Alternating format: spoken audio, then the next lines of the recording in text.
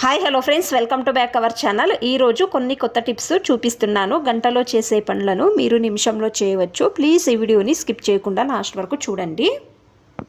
Tip number 1, నేను ఇక్కడ ఒక బౌల్ నిండా నీళ్ళు తీసుకున్నాను. ఒక 4 నుంచి 5 కర్పూరాన్ని పొడి చేసి తీసుకుంటున్నాను. మనము పూజకు ఇచ్చేస్తాం కదా, అదే కర్పూరము నేను పొడి చేసి తీసుకున్నాను. ఇంట్లో అంతా స్ప్రే చేయండి. ఈ విధంగా స్ప్రే చేయడం వలన మీ ఇంట్లో చీమలు తిరగవు. మీ ఇంట్లో ఎక్కడెక్కడ చీమలు అనేవి తిరుగుతాయో అక్కడంతా స్ప్రే చేయండి. టిప్ నెంబర్ 2, బట్టలు వాష్ చేయడానికి ఈ విధంగా బిన్లో వేస్తాం కదా. వాష్ చేసే బట్టలలో ఒక విధంగా స్మెల్ వస్తుంది కదా.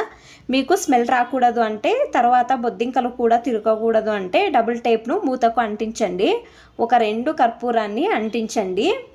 ఈ విధంగా మూత వేసి పెడితే బొద్దింకలు తిరగవు. తర్వాత బట్టల్లో కూడా ఒక విధంగా బ్యాడ్ స్మెల్ అనేది వస్తుంది కదా, ఆ స్మెల్ కూడా రాదు. కావాలంటే ట్రై చేయండి. టిప్ నెంబర్ 3, నేను ఇక్కడ నాప్థలిన్ బాల్స్ ఒక 2 తీసుకున్నాను. తర్వాత ఒక 5 కర్పూరాన్ని తీసుకున్నాను. పొడి చేసుకోండి. పేపర్ పైన బాగా పొడి చేసుకోండి. ఈ విధంగా నేను వీడియోలో చూపిస్తున్నాను కదా, ఈ విధంగా పొడి చేసుకోండి. పొడి చేసుకుంటారు కదా ఈ పౌడర్ను. తర్వాత ఏదైనా ఒక వేస్ట్ పేపర్ తీసుకొని కట్ చేసుకోండి. ఒక 4 పీసులు తీసుకున్నాను నేను. పొడి చేసుకున్న పౌడర్ను కొంచెం కొంచెం ఆ పేపర్ లోపలకు వేయండి.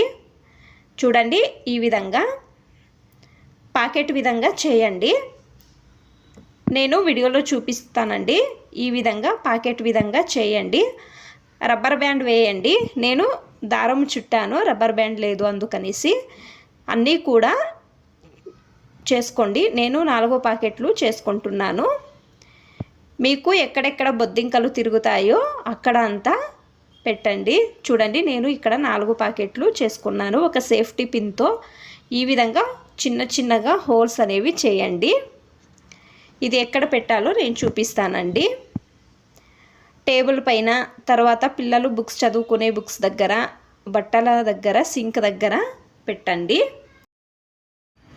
టిప్ నెంబర్ 4, చిన్నది నేను ఇక్కడ ఒక కప్ తీసుకున్నాను. పేస్ట్ వేయండి. మీ ఇంట్లో ఏ పేస్ట్ యూజ్ చేస్తారో ఆ పేస్ట్ను వేయండి. తర్వాత కర్పూరము 1 కర్పూరం తీసుకొని పొడి చేసి తీసుకోండి. బాగా మిక్స్ చేయండి. ఇది కూడా కిచెన్లో, బాత్రూంలో ఎక్కడెక్కడ బల్లులు బొద్దింకలు తిరుగుతాయో కొంచెం ఈ పేస్ట్ను అంటిస్తే చాలు. ఈ స్మెల్ నుంచి బొద్దింకలు అనేవి అలాగే బల్లులు అనేవి రావు. ట్రై చేయండి ఒకసారి కావాలంటే. టిప్ నెంబర్ 5, నేను ఇక్కడ వేస్ట్ది ఒక కప్ తీసుకున్నాను. దీని నిండా నీళ్ళు తీసుకున్నాను. కొన్ని కర్పూరము వేయండి.